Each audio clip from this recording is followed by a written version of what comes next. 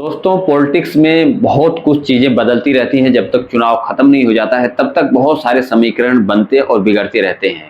अंदाजा सबका गलत भी निकल जाता है, समीकरण सही भी बैठ जाता है और कभी कभी समीकरण जो है चुनाव के ऐन वक्त पे ही बदल जाते हैं। ऐसा ही कुछ हुआ आजमगढ़ में। आजमगढ़ में आपको पता है कि दिनेश लाल उर्फ निरहुआ, जो कि वर्तमान सांसद हैं, भारतीय जनता पार्टी से चुनाव लड़ रहे हैं। वहीं धर्मेंद्र यादव, जो पिछली बार भी निरहुआ के सामने चुनाव लड़े थे और 8,000 के आसपास वोट से वो हार गए थे, वो भी दोबारा से चुनाव मैदान में है।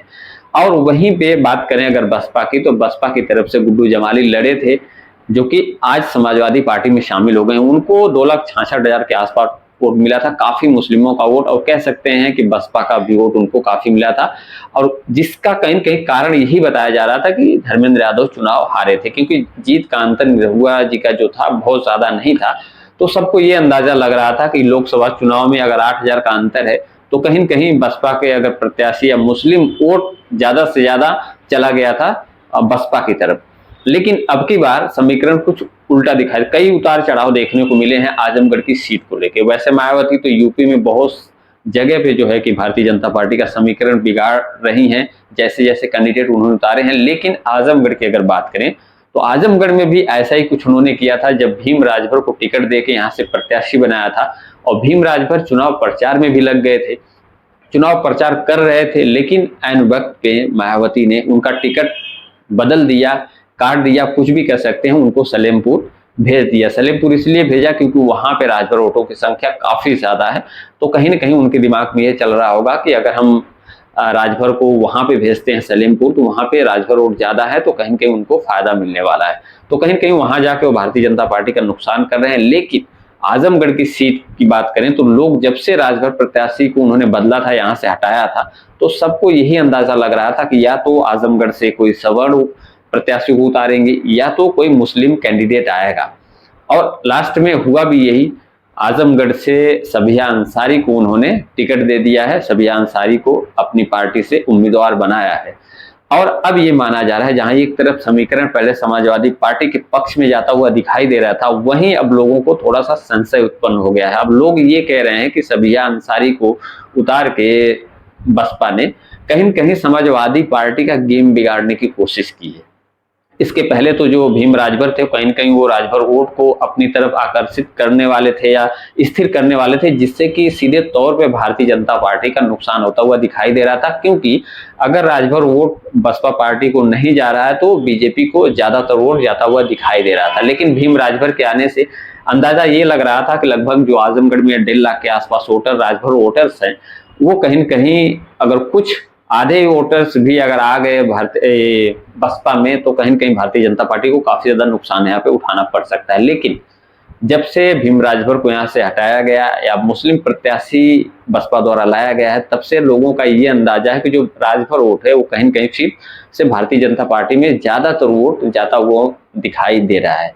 हाँ, लेकिन ये बात और है कि सबिया अंसारी के आने से आजमगढ़ में जो मुस्लिम वोट है, कहीं न कहीं कुछ मुस्लिम वोट जो है कि बसपा की तरफ आता हुआ दिखाई दे रहा है। ऐसा नहीं कि मुस्लिम वोट बसपा को नहीं मिलता, मिलता है मुस्लिम वोट, लेकिन जब कैंडिडेट आप प्रत्याशी मुस्लिम होता है तो उसकी वजह से भी कुछ ना कुछ वोट जो है उस पार्टी को मिलता है, कुछ उसका व्यक्तिगत वोट या फिर कुछ जातिगत कह सकते हैं समीकरण के हिसाब से। तो कहीं न कहीं अब नुकसान जो है समाजवादी पार्टी का सीधे तौर पे हो रहा है कि अगर सबिया अंसारी अगर फाइट कर रही हैं या फिर लड़ रही हैं, क्योंकि हर प्रत्याशी चाहता है जीतना, हर प्रत्याशी को ज्यादा से ज्यादा वोट चाहिए होता है, चाहे पार्टी की तरफ से मिले या खुद व्यक्तिगत वोट हो, चाहे जातिगत समीकरण की वजह से मिले।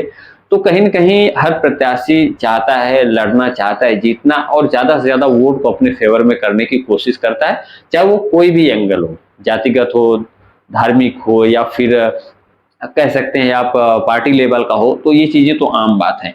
तो कहीं न कहीं अगर सबिया अंसारी मुस्लिमों का ज्यादा वोट अपनी तरफ कन्वर्ट करने में सक्षम हुई, तो ये सीधे तौर पे आप कह सकते हैं कि समाजवादी पार्टी का इसमें नुकसान होता हुआ दिखाई दे रहा है। लेकिन ये नुकसान कितना होगा, सबिया अंसारी कितनी वोट को अपने पास संगठित कर पाएंगी, या कह सकते हैं कि समाजवादी पार्टी से कितनी वोट अपनी तरफ कन्वर्ट कर पाएंगी, ये तो आने वाला वक्त तय करेगा। फिलहाल जो है कि आजमगढ़ की पॉलिटिक्स में ट्विस्ट आ गया, यू टर्न आप कह सकते हैं। मायावती ने एक बार फिर से सबको चौंका दिया है।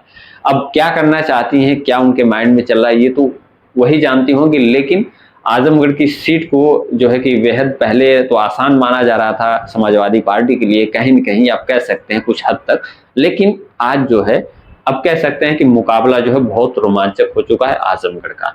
अब आजमगढ़ की सीट की राह जो है न तो समाजवादी पार्टी के लिए आसान है, न तो भारतीय जनता पार्टी के लिए आसान है और न ही खुद बहुजन समाज पार्टी के लिए आसान है। तो कहीं न कहीं आजमगढ़ की पॉलिटिक्स में नया ट्विस्ट आया है, जिसकी वजह से काफी रोमांचक मुकाबला देखने को मिल सकता है। अब यह अंदाजा लगाना मुश्किल है कि आखिर में यहाँ पे जीत किसकी होने वाली है। हालांकि आजमगढ़ पे जो है मुस्लिम यादव फैक्टर बहुत दिनों से वर्क करता है और कहीं न कहीं मुस्लिम और यादव वोट की बहुलता यहाँ पे है।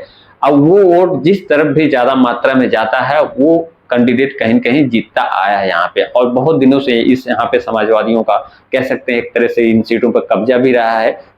और कह सकते हैं आपकी पिछली बार निरहुआ ने यहाँ पे अपने सर पे ताज जीत का सजा के कहीं न कहीं समाजवादी पार्टी के में सेंध लगाई है उसके वोट बैंक में, और जिसकी वजह से आज वर्तमान में वो सांसद भी हैं। लेकिन वर्तमान में सांसद रह के जो उन्होंने काम किए हैं, जो भी जनता के बीच अपने मुद्दे रख रहे हैं, अपने काम को गिना रहे हैं, क्या जनता उससे संतुष्ट होगी, वोट करेगी उनके काम पे, या फिर जनता फिर से समाजवादी पार्टी को वोट करने जा रही है, या फिर बसपा का जो फैक्टर है आ रहा है दलित और मुस्लिम का वो कितना वर्क करने वाला है, या फिर यादव और मुस्लिम समीकरण जो है समाजवादी पार्टी के साथ जाने वाला है।